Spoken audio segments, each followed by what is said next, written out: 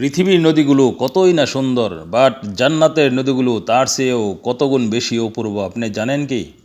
আল্লাহ তাআলা পবিত্র কোরআনে জান্নাতের নদীগুলোর অসাধারণ বৈশিষ্ট্য বর্ণনা করেছেন। আল্লাহ বলেন, তাদের জন্য রয়েছে জান্নাত যেগুলোর নিচ দিয়ে পানি প্রবাহিত হবে। সেখানে আছে পানির নদী যা পরিবর্তিত হয় না, দুধের নদী যার স্বাদ বদলায় না, মদের নদী যা পানকারীর জন্য আনন্দদায়ক ও পরিশুদ্ধ মধুর নদী।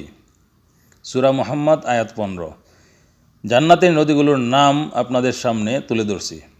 নাম্বার 1, নাহরুল মাই, যা পানির নদী, স্বচ্ছ ও বিশুদ্ধ পানি। নাম্বার 2, নাহরুল লাবানি, দুধের নদী, স্বাদহীন ও খাঁটি দুধ। নাম্বার 3, নাহরুল খামরি, মদের নদী, যা পবিত্র মাতাল না করা মদ।